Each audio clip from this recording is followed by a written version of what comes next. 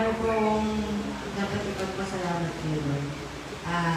Siyempre, yung kalakasan, alam niyo po ba na nung nag-take po ako ng boards, may dalawang kanta po ako paulit-ulit kinakanta sa bawat magsisimula at bawat pagtapos ko. Pero may isang kanta na lagi na kinakanta, yung Thousand Hallelujahs. Lagi ko pinapaulit-ulit. With 1,000 hallelujahs, we magnify your name. You alone deserve the glory, the honor and the praise. Oh Jesus, this song is forever yours. 1,000 hallelujahs, 1,000. Kinakanta ko yung paulit-ulit dun sa Gen Ed tsaka sa Prophet ko. Kinakanta ko po yung exam ko ng majorship. Ang nanaw, I cast all my cares upon you. I lay all my burdens down at your feet. And anytime I don't know what to do, I'm gonna cast all my cares upon you. Kasi unang question pala po, di ko alam yung sige. Tapos sabi ko, sige, next page. Di ko alam yung first page eh. Next page. Okay, wala. Okay, next page. Hanggang umabot ako sa dulo. I'm sure ko, di ba? Sabi ko, Lord, ito po yung pinaka-care ko po ngayon sa inyo po yun.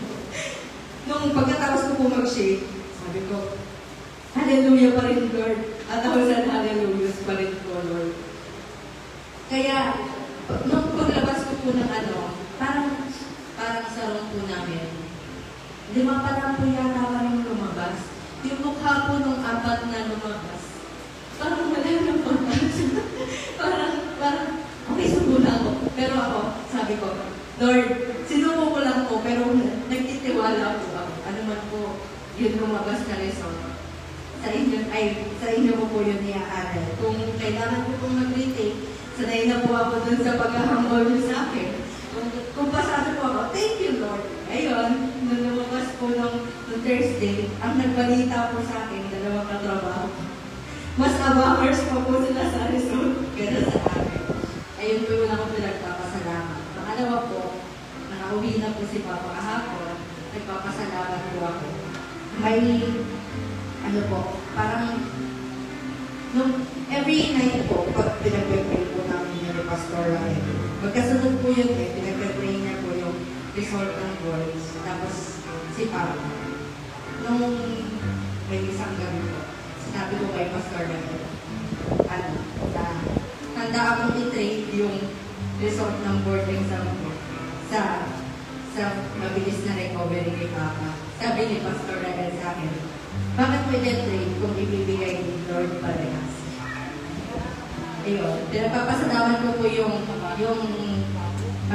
pagpapagaling ni Lord kay Papa, tsaka pagkakaroon ng asawa na matindi yung faith for Lord, na kahit na pag nakikita ako, siya yung tumutulong na mag-lift up sa akin. Tapos, may isa pa po kaming blessing na pinagpe-pray po namin, pero kine-claim na po namin na si Lord yung pagtatagumpay doon sa blessing na iyon. Yan. Siyempre, sa lahat ng ito, tayo po lahat ay tumayo at pagitan natin na pagpupuri ang ating Panginoon dahil nakita siya sa buhay ng bawat isa sa atin.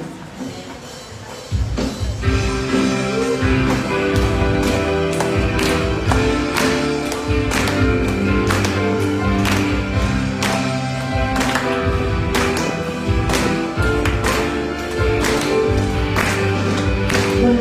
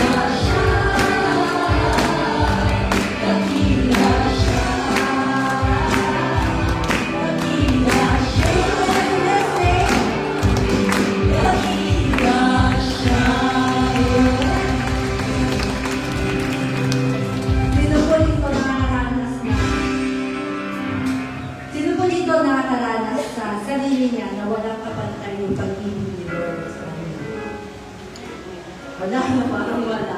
Ako rin po, nararanasan ko palagi na ang tindi ng pagyakap sa akin ni Lord.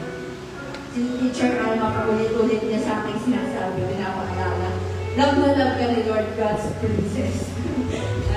Na kahit may mga pag-uunang tayo, hindi nawawala yung pagtanggap sa atin ni Lord, yung pagtitiwala niya sa atin. Kasama po dun sa lectionary natin, yung pagkatawag kay Isaiah. Sabi, nakita niya raw yung mga anghel, nag-aawitan. Holy, holy, holy. Tapos naawa sa sarili niya kasi unclean yung lips. Hindi siya karapat mo. Pero ininaboy ba siya? Hindi. May angel na nag-abo sa kanyang lahat. Tapos, tinanong niya na Panginoon, sabi niya, whom shall I send? Ano kaya ang isinagot kay Send? Here I am. Send me, Lord. Sa umagang ito, sa panawagan ng ating Panginoon, sino po dito ang sumasagot na, here I am, Lord, send me. Amen.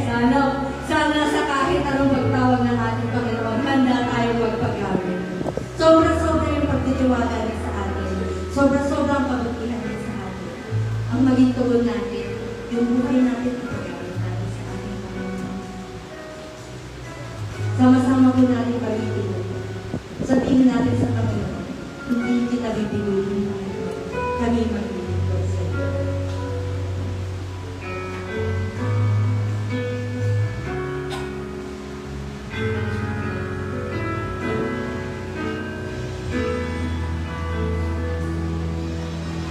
Mm-hmm.